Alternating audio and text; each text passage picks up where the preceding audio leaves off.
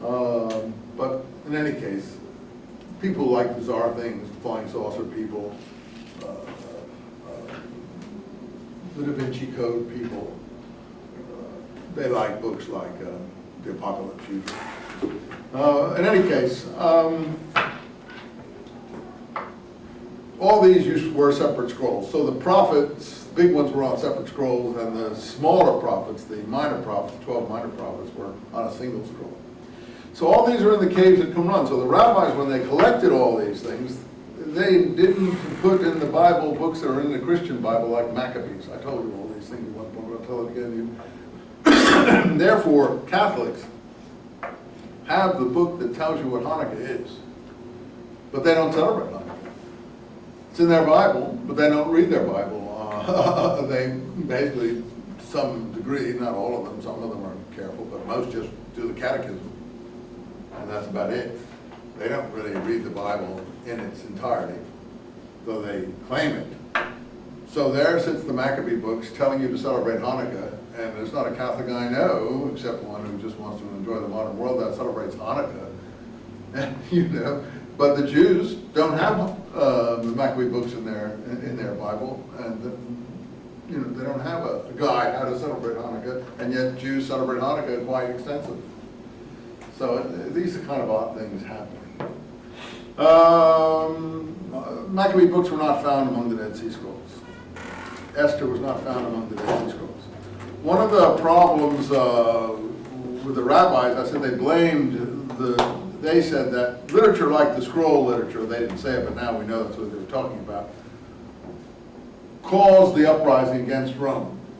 And therefore, that brought disaster on the people, the uprising against Rome. It wasn't the crucifixion of Christ, as Christian theology later represented it in line with retrospective history, knowing that the temple fell, knowing that the Jews were destroyed. Then they built in this whole presentation that they suffered these things because of this event. But I don't think that that was ever the feeling in Palestine.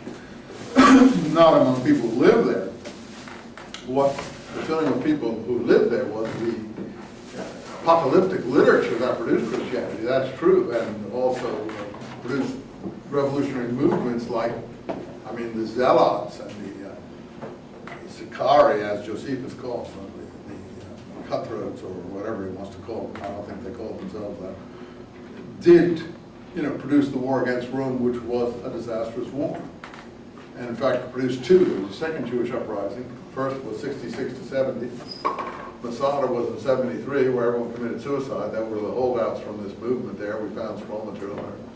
And then the last uprising was 132 to 136. That was the Bar Kokhba uprising, called the second Jewish uprising. He actually was taken to Rome as a prisoner and executed, just like, how many are watching that Rome thing on HBO? It's worth watching. It's intelligent television. It's a multiple part series. It's a bit soap opera-ish, but it's built into an historical framework, and it has to be soap opera-ish to get the viewer involved in the personal lives of the people. So it's kind of like against the backdrop of Julius Caesar, Mark Antony, Octavius, Augustus, Brutus, Cassius, all these people. It builds a lower drama of the lower class people against the upper class people who are carrying on all these historical events. And it's building up now to Caesar's assassination, you can tell. So the end of the first season is about to occur. But it's all available on that choice that you get on your cable if you do have that choice area for HBO. And last week they did the triumph in Rome where they executed Vercingetorix. Well, that's what would have happened to Bar Kokhba, and they did that pretty effectively. So, but they follow two Roman legionaries on the sort of upstairs, downstairs part of the ship. So it's a kind of soap opera of the lives of these two Roman legionaries who are always involved in the armies that are doing the fighting, but when they're not fighting, they're having all these other things happen to them in their homes and in the marketplace and stuff. And that's supposed to keep the melodramatic interest, and also a little bit of soft porn goes through the whole thing, which isn't really too inaccurate because Rome was not just soft porn, Rome was totally pornographic. And the whole place was pornographic. And houses had, for instance, big, huge phalluses outside them, and there were phalluses sticking out of walls, and people would sell phalluses in the marketplace, and among all kinds of other stuff. If you've ever been to Pompeii, you get knocked over by it. So I mean, it's quite an incredible difference in ancient Rome and today.